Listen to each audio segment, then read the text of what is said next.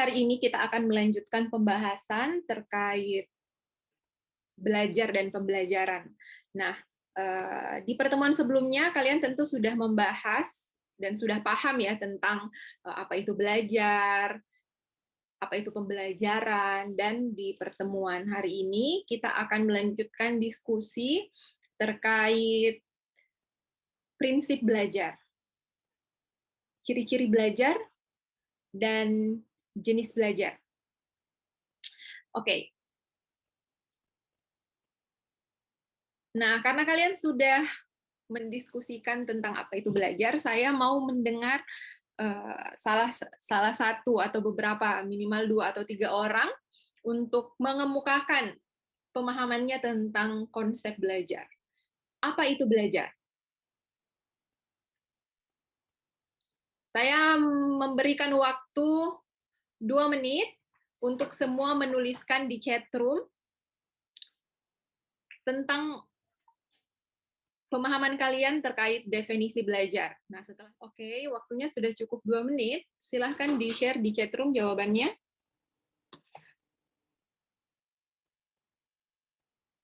Oke, sudah ada jawaban dari Elsa.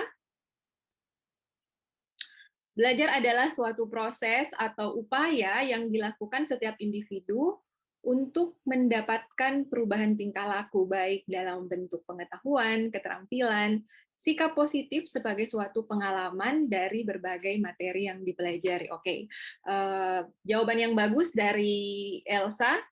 Jadi dari jawaban Elsa kita bisa garis bawahi beberapa kata kunci ya. Yang pertama, proses. Jadi belajar adalah sebuah proses. Kemudian yang kedua, ada perubahan. Baik itu dari segi tingkah laku, pengetahuan, ataupun keterampilan. Dan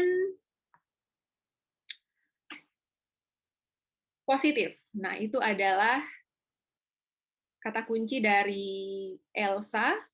Kita lihat dari Linda. Belajar adalah cara seseorang untuk berubah atau perubahan dalam perilaku, sikap, atau pengetahuan dari tidak tahu menjadi tahu dan untuk mendapatkan pengalaman. Kemudian ini kita berpindah ke matematika.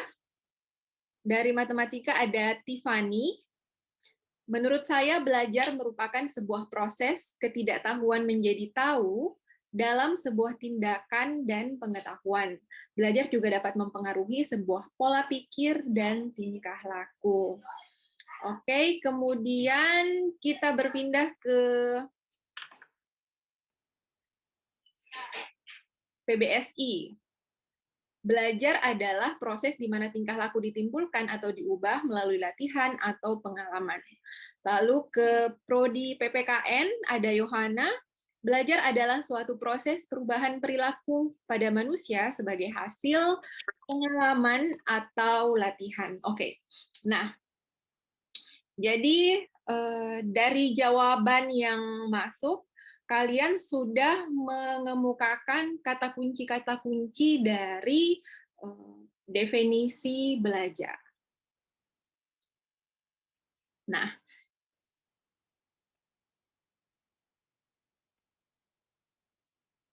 jadi tadi kita sudah lihat ya, silahkan dicek kembali jawaban teman-temannya, silahkan dibandingkan dengan definisi yang kalian berikan. Jadi kalau kita lihat itu bisa saling melengkapi.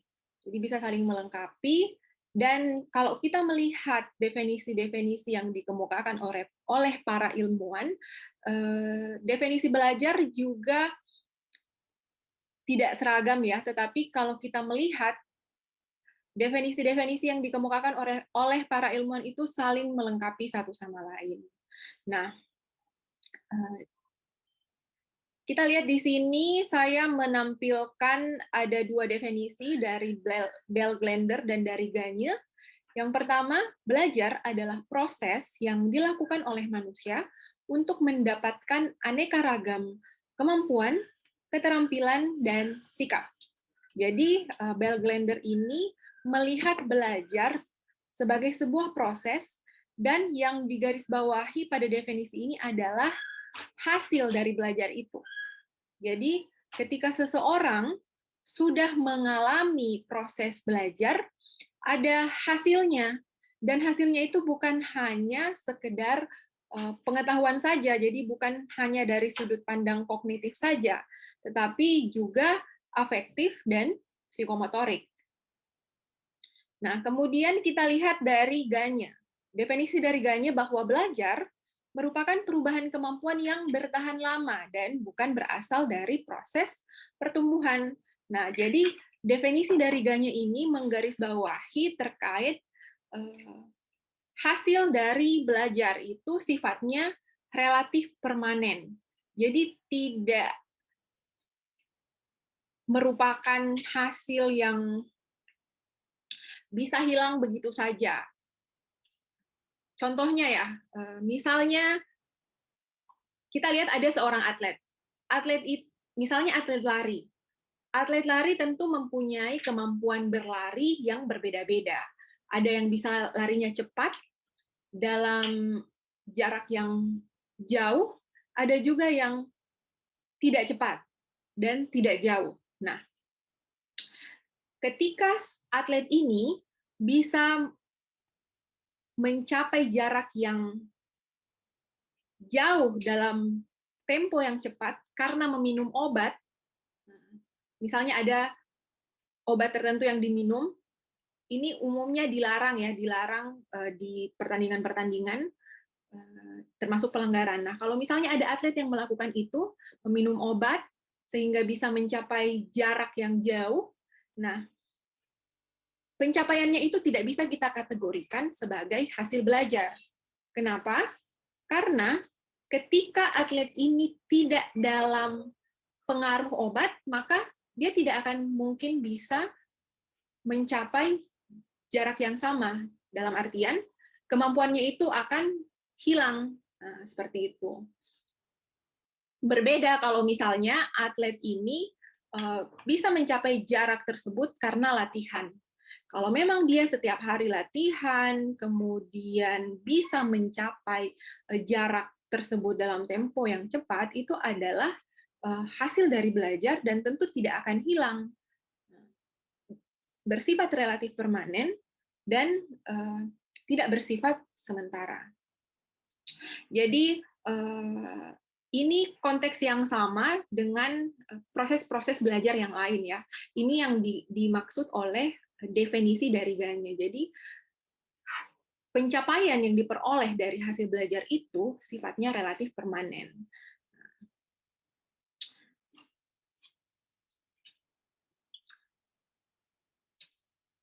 Apa saja ciri-ciri yang kita bisa amati untuk bisa mengatakan bahwa seseorang itu sudah mengalami proses belajar? Nah, belajar itu kita tadi sudah menggarisbawahi ya bahwa belajar adalah sebuah proses. Nah, proses ini terjadi di dalam diri individu pembelajar. Jadi konsep belajar ini sifatnya internal. Jadi terjadi di dalam diri individu. Itu yang pertama. Kemudian yang kedua, proses belajar ini melibatkan interaksi antara individu dengan lingkungannya. Nah, lingkungan ini bisa berarti ruang kelas, teman-teman di dalam kelasnya, media belajar, dan juga termasuk guru yang mengajarnya. Itu termasuk kategori lingkungan. Jadi dengan siapa saja dan dengan apa saja individu ini berinteraksi untuk terjadinya proses belajar.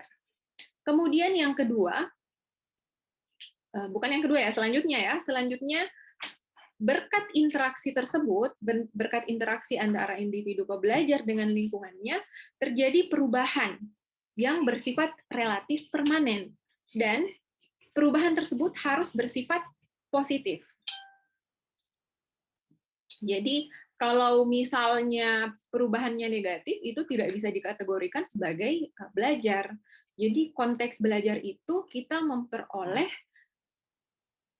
suatu perubahan yang sifatnya positif, baik itu dari segi kognitif, afektif, maupun psikomotorik. Nah, inilah pentingnya kemampuan belajar manusia. Jadi yang pertama, karena kemampuan belajar manusia, maka peradaban manusia itu bisa berkembang dari masa ke masa. Kita bisa melihat sejarah ke belakang ya, bagaimana peradaban, lalu membandingkan peradaban di masa lalu dengan di masa sekarang. Ada banyak hal yang kemudian ditemukan oleh peneliti-peneliti pendahulu dan menjadi warisan bagi generasi saat ini, sehingga generasi saat ini bisa berkembang dengan lebih baik lagi seperti itu. Nah, misalnya kalau dari bidang biologi, di masa lalu masyarakat mempercayai bahwa makhluk hidup itu tidak berasal dari makhluk hidup. Jadi dulu masyarakat menganut teori abiogenesis. Nah, setelah berkembangnya ilmu pengetahuan karena kemampuan manusia untuk menalar, menganalisis, melakukan penelitian, akhirnya diketahui bahwa makhluk hidup itu berasal dari makhluk hidup sebelumnya, atau dikenal dengan teori biogenesis. Penemuan-penemuan para peneliti yang lain berkat kemampuannya untuk belajar, misalnya penemuan internet, penemuan listrik, itu juga berkontribusi pada perkembangan peradaban manusia. Nah, selain peran penting kemampuan belajar dalam perkembangan peradaban manusia, kemampuan belajar manusia juga penting saat ini bagi manusia untuk mengatasi masalah-masalah yang dihadapi saat ini. Karena dunia ini kan bersifat dinamis, masyarakat bersifat dinamis. Ada sangat banyak masalah-masalah baru yang tidak pernah muncul sebelumnya. Salah satu contohnya, COVID-19. Pandemi COVID ini kan adalah masalah yang tidak pernah ada sebelumnya. Lalu kemudian muncul pandemi COVID-19 sehingga kita, para peneliti, perlu melakukan pengkajian lagi. Apa penyebab pandemi ini? Bagaimana karakteristik virusnya? Bagaimana caranya kita bisa mengobati virus ini dan mengatasi masalah-masalah yang muncul akibat pandemi ini?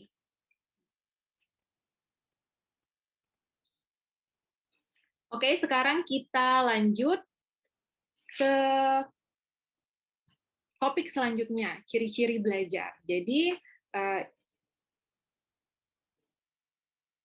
ini adalah 3 ciri utama yang bisa kita jadikan patokan seseorang sudah mengalami proses belajar. Yang pertama, seseorang dikatakan sudah belajar jika sudah terjadi perubahan pada perilaku individu tersebut, baik itu pada aspek kognitif, afektif, maupun psikomotorik.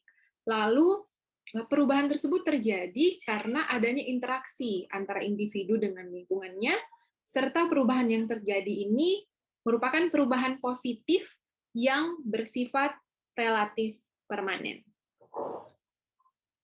Oke, itu adalah 3 ciri utama dari belajar. Nah, selanjutnya kita masuk ke jenis-jenis belajar.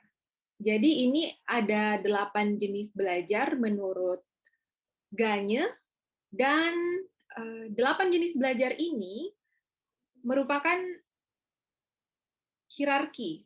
Jadi sifatnya hierarkis dalam artian level 1 ini merupakan level paling dasar, dan level 8 ini merupakan level yang paling tinggi. Nah, coba diperhatikan. Yang pertama adalah belajar isyarat atau signal learning. Jadi belajar isyarat ini adalah belajar yang paling mendasar, di mana tidak membutuhkan requirement apapun.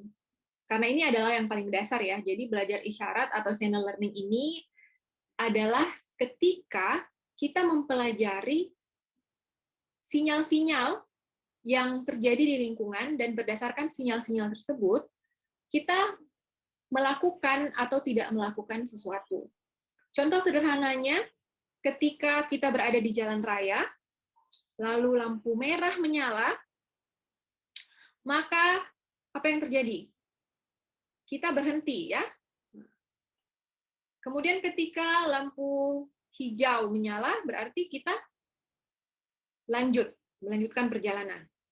Berarti itu kita memahami tanda dari lampu lalu lintas tersebut. Atau misalnya ketika kita berjalan di suatu tempat, lalu ada tanda dilarang parkir atau no photo taking, ataupun tanda-tanda yang lainnya. Itu terkait tanda-tanda di lingkungan ya. Selain itu bisa juga bagaimana kita memahami raut wajah orang di sekitar kita. Misalnya kita melihat orang yang bersedih. Lalu karena melihat raut wajahnya sedih, kita kemudian datang untuk menenangkan.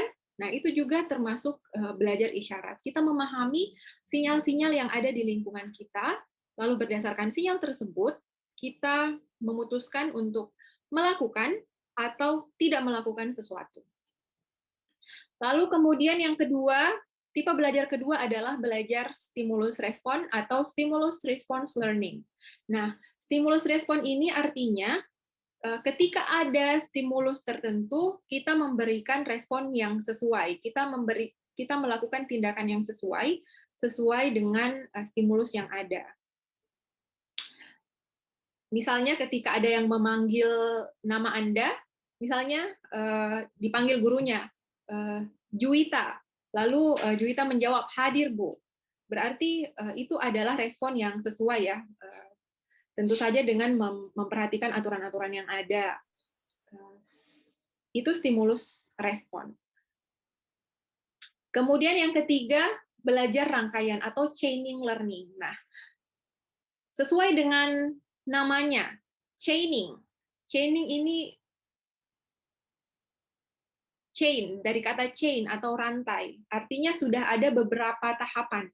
Jadi untuk konteks belajar chaining learning ini, berarti seorang individu sudah menggabungkan beberapa stimulus respon yang bersesuaian untuk melakukan aktivitas tertentu. Jadi chaining learning ini lebih kompleks dibandingkan tipe belajar yang kedua.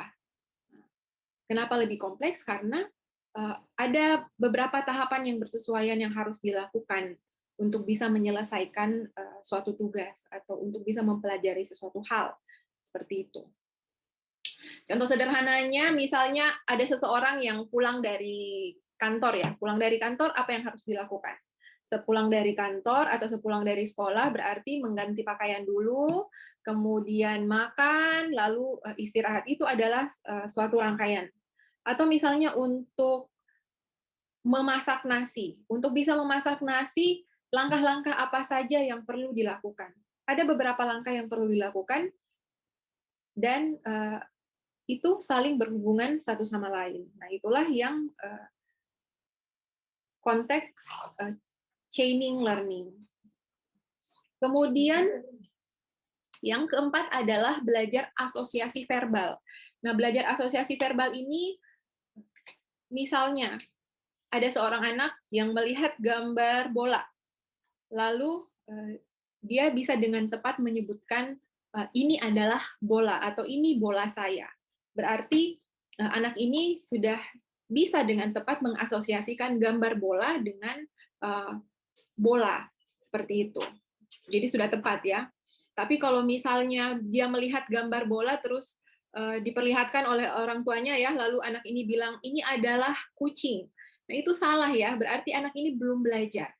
Nah, jadi anak ini dikatakan sudah berhasil melakukan asosiasi verbal ketika melihat gambar yang sesuai dan menjelaskan hal yang sesuai, menyebutkan hal yang sesuai, bersesuaian dengan gambar tersebut.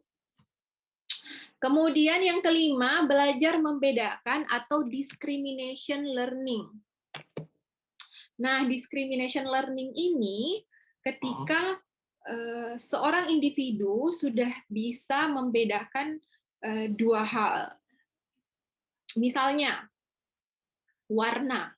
Ada banyak warna, lalu ketika seorang anak atau seorang pembelajar sudah bisa membedakan warna merah, warna biru, warna hitam, berarti sudah melakukan discrimination learning.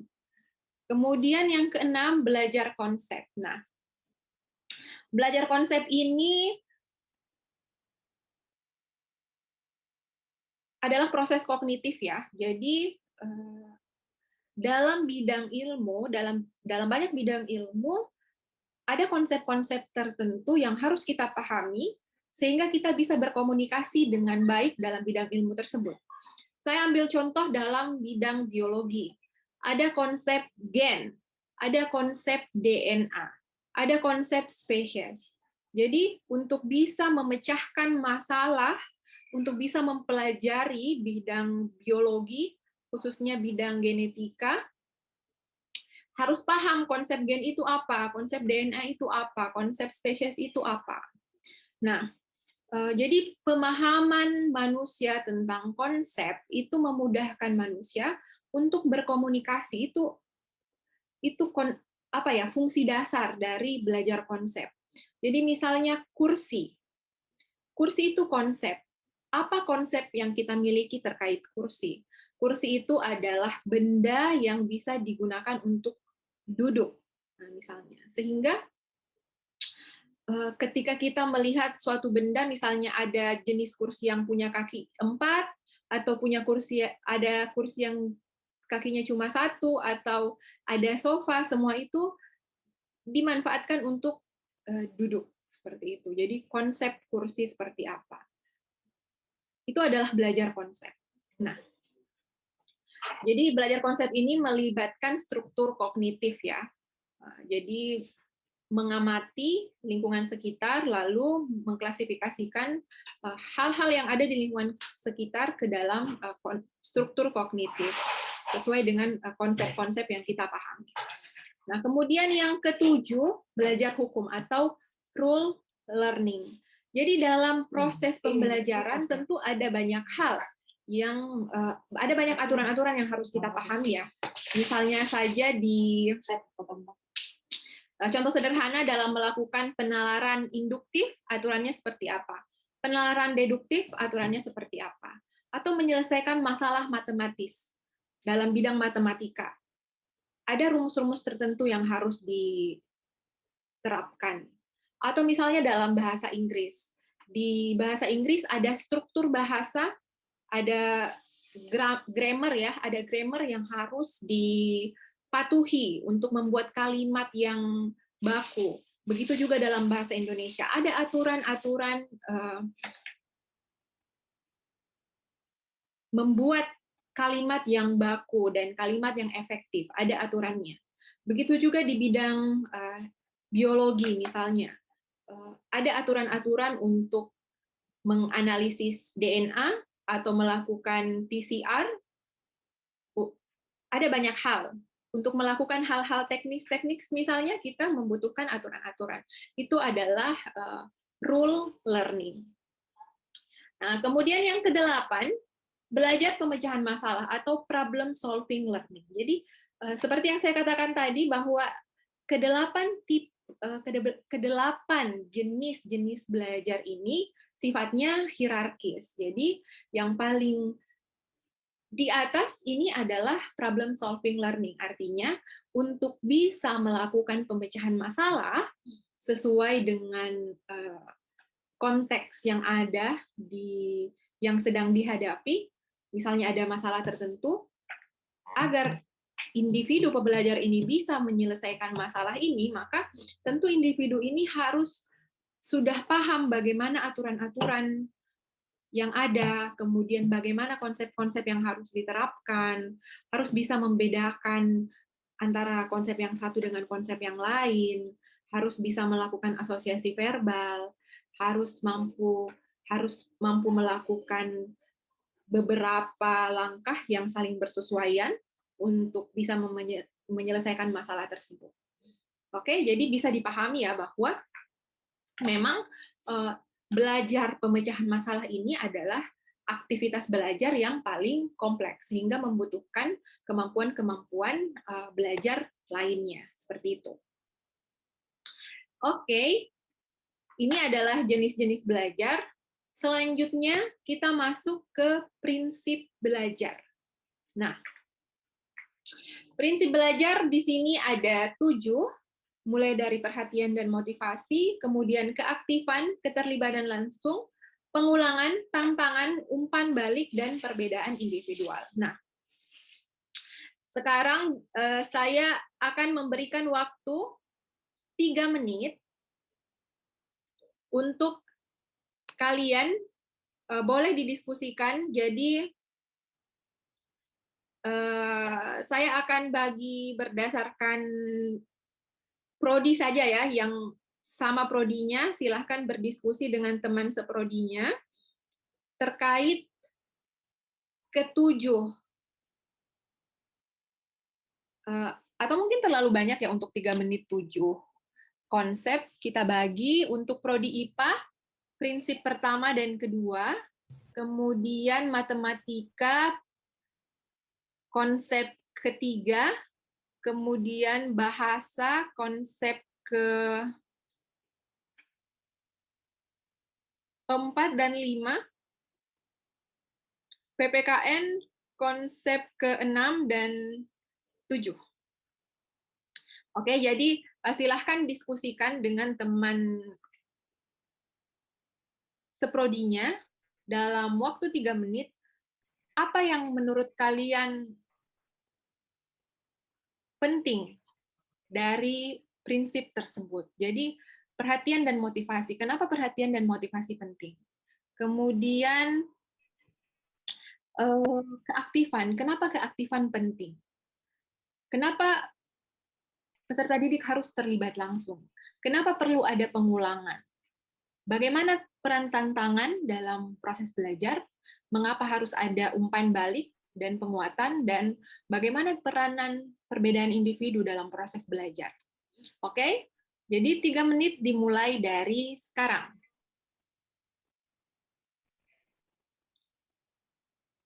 Jadi setelah ini saya akan mengundang masing-masing perwakilan prodi ya untuk mengungkapkan apa yang sudah didiskusikan.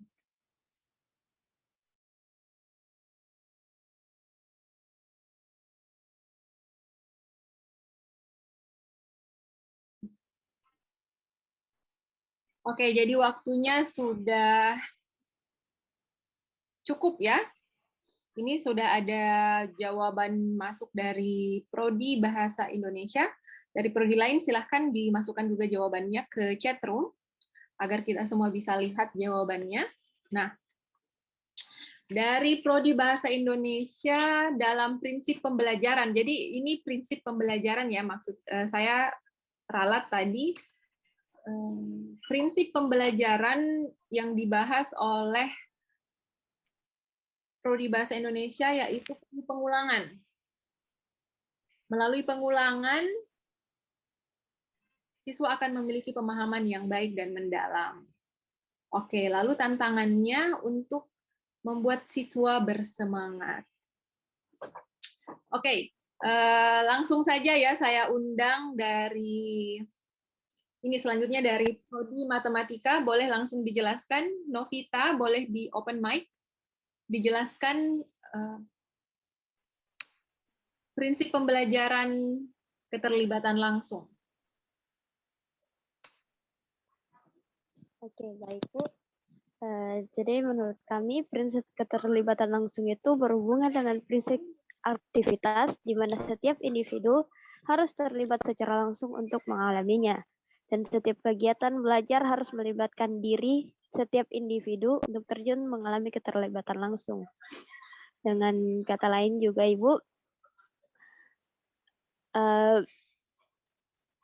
belajar yang baik adalah belajar melalui pengalaman langsung. Dalam belajar melalui pengalaman langsung, kita tidak sekadar mengamati secara langsung, tetapi juga harus menghayati, terlibat dalam perbuatan, dan bertanggung jawab terhadap hasil. Jadi prinsip ini berhubungan dengan aktivitas, bahwa setiap individu terdorong aktif untuk mengalami sendiri dalam melakukan aktivitas pembelajaran. Begitu, Oke. Terima kasih Novita, penjelasan yang sangat bagus. dari Novita. Jadi untuk prinsip keterlibatan langsung ini benar bahwa peserta didik perlu terlibat langsung. Jadi dalam merancang pembelajaran, apa yang perlu dilakukan guru? Guru harus merancang pembelajaran agar siswa dapat terlibat langsung dalam proses pembelajaran, dalam interaksi dengan lingkungan belajarnya.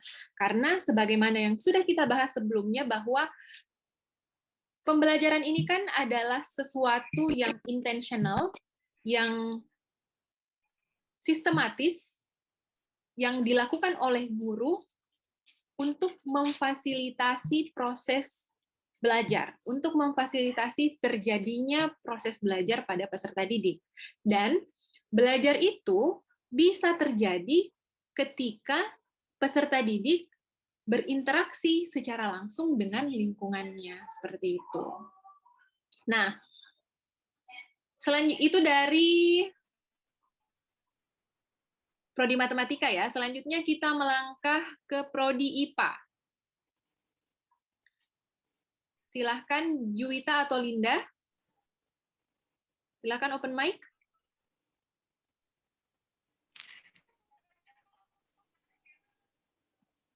Menurut kami dari Prodi Pendidikan IPA, pentingnya perhatian dan motivasi belajar nih. Perhatian memiliki peranan penting dalam belajar terhadap pembelajaran akan timbul pada siswa apabila bahan pembelajaran sesuai dengan kebutuhan dan motivasi memiliki peranan penting dalam kegiatan belajar. Motivasi adalah tenaga yang menggerakkan dan mengarahkan aktivitas seseorang. Kemudian keaktifan penting dalam pembelajaran karena untuk mengubah tingkah laku seseorang. Terima kasih. Oke, good job Linda. Terima kasih sudah mengemukakan pendapatnya hasil diskusi dengan temannya. Nah, jadi yang pertama prinsip pembelajaran adalah perhatian dan motivasi. Perhatian dan motivasi itu penting untuk dimunculkan pada peserta didik. Agar apa? Agar peserta didik ini, agar si pembelajar ini mau untuk belajar. Nah, perhatian misalnya bagaimana guru memusatkan perhatian peserta didik dengan memberikan informasi terkait tujuan pembelajaran. Itu salah satu cara untuk memusatkan perhatian peserta didik. Memberikan informasi tentang tujuan pembelajaran bisa membuat peserta didik menjadi fokus terkait apa yang ingin dicapai pada proses pembelajaran itu. Dan selain itu juga bisa dilakukan dengan memberikan informasi tentang apa sih pentingnya materi ini, kenapa kita perlu mempelajari materi ini. Ini salah satu cara untuk memotivasi dan menarik minat peserta didik untuk mau belajar seperti itu. Nah, kemudian yang kedua, keaktifan. Jadi ini terkait dengan student-centered learning. Nah, peserta didik harus aktif dalam membangun sendiri pemahamannya. Misalnya diberikan tugas membaca, kemudian diberikan tugas untuk melakukan praktikum, jadi aktif untuk berlatih, melatih konsep seperti itu. Jadi terlibat langsung dalam kegiatan belajarnya. Jadi nomor 2 dan poin 2 dan poin 3 ini memang berkaitan erat ya. Selanjutnya kita melangkah ke poin keempat, pengulangan. Prodi apa tadi? Bahasa ya? Kalau saya tidak salah. Pengulangan dan tantangan. Sudah ya tadi? Pengulangan dan tantangan. Oke, jadi kenapa kita perlu melakukan pengulangan? Karena untuk bisa menguasai suatu konsep atau suatu keterampilan, kita perlu mengulang. Contoh sederhananya, ketika kita ingin memahami suatu materi, tidak cukup hanya dengan membaca satu kali. Kita perlu mengulangi materi itu. Ketika kita ingin belajar sepeda, tidak cukup dengan hanya satu kali mengayuh sepedanya, hanya satu kali latihan, tapi harus berulang kali sampai mahir. Seperti itu. Nah, ketika kita melakukan pengulangan, kita bisa memperbaiki respon kita terhadap stimulus-stimulus yang ada. Seperti itu, sehingga kita bisa menjadi lebih baik dari waktu ke waktu. Kenapa perlu tantangan? Nah, kita, sebagai guru, perlu memberikan tantangan pada peserta didik agar peserta didik bersemangat untuk belajar ya, untuk menggali lebih jauh materi-materi yang kita berikan. Oke, selanjutnya poin ke-6 dan ke-7, umpan balik dan penguatan dari prodi apa? Oh, dari prodi matematika, silahkan Yohana.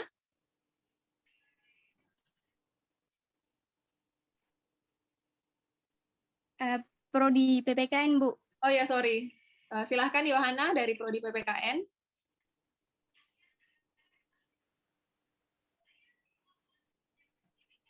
Kenapa perlu ada umpan balik penguatan? Bahwa ada umpan balik dan penguatan karena untuk meningkatkan keberhasilan, memperbaiki kesalahan, membantu untuk mengungkapkan kesalahan, dan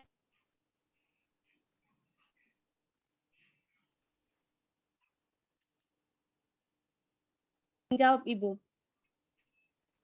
Oke. Nah, tadi suaranya agak terputus ya, tapi saya sudah bisa menangkap maksud dari Yohana benar bahwa umpan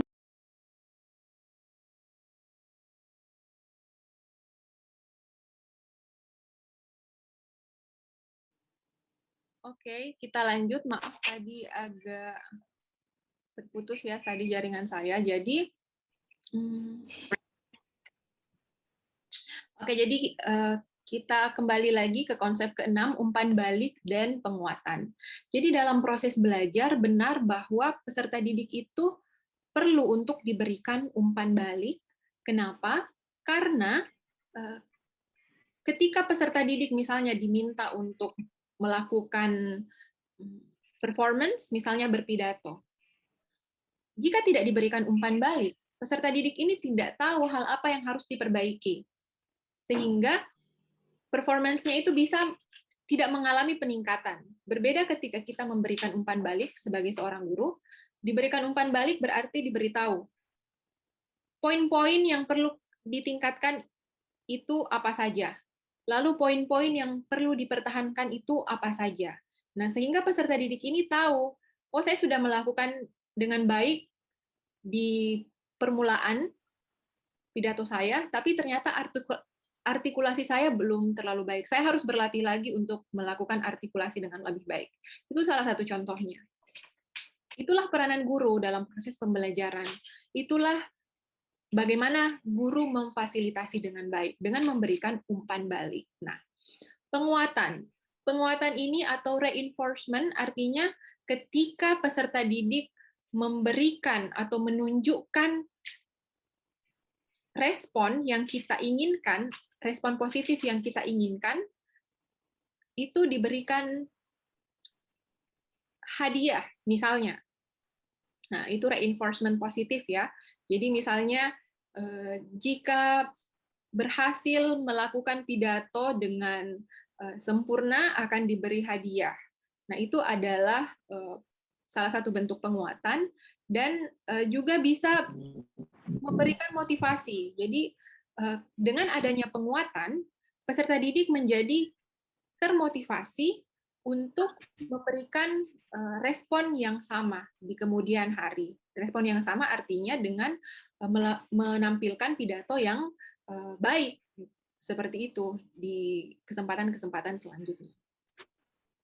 Nah, selanjutnya prinsip ke-7 dari pembelajaran adalah perbedaan individual. Jadi, tidak bisa dipungkiri bahwa peserta didik itu mempunyai karakteristik yang berbeda-beda satu sama lain. Tidak ada satupun peserta didik yang sama ya, tidak ada satupun peserta didik yang sama. Sehingga pemahaman guru terkait perbedaan individual ini, misalnya di dalam kelasnya ada peserta didik yang auditori, ada yang visual, ada yang kinestetik. Apa implikasinya? Guru ini harus menggunakan media pembelajaran yang beragam, sehingga kebutuhan yang berbeda-beda dari peserta didik ini bisa terfasilitasi. Misalnya dari hal media pembelajaran. Selain memberikan buku sebagai bahan bacaan, guru juga menggunakan metode ceramah atau membuat video untuk didengarkan bagi yang audiovisual, lalu juga menggunakan metode diskusi untuk bisa memfasilitasi anak-anak yang kinestetik, seperti itu. Atau melakukan praktikum. Jadi tidak menggunakan metode yang itu saja, yang hanya menguntungkan bagi satu tipe, tetapi kemudian tidak menguntungkan bagi tipe pembelajar yang lain. Oke, jadi kemampuan guru untuk mengenali perbedaan individu di dalam kelasnya dan memanfaatkan berbagai media dan metode pembelajaran untuk memfasilitasi proses belajar itu sangat esensial untuk keberhasilan proses belajar pada peserta didik. Oke, sampai di sini apakah ada pertanyaan? Jadi hari ini kita sudah membahas ya beberapa. Jadi kita mengulang konsep belajar, kemudian ciri-ciri belajar, dan kita tadi membahas prinsip-prinsip pembelajaran. Nah, jadi setelah ini silahkan dibuat resumenya, jadi rangkuman materi apa saja yang sudah kita diskusikan pada pertemuan hari ini, itu silahkan dibuat pada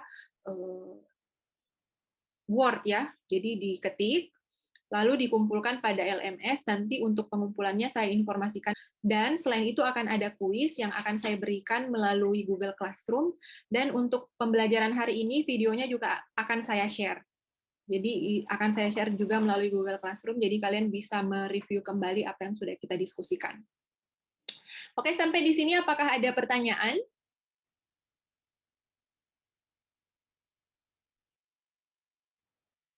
Oke, kalau misalnya memang tidak ada pertanyaan, semoga bisa dipahami hal-hal yang sudah kita diskusikan. Dan kalau nantinya ada pertanyaan, itu boleh melalui grup atau melalui Google Classroom, boleh. Dan silahkan diinformasikan ke teman-temannya yang berhalangan hadir hari ini terkait tugas ya. Karena meskipun mereka tidak hadir, itu tetap wajib untuk mengumpulkan tugas. Oke, demikian. Wassalamualaikum warahmatullahi wabarakatuh.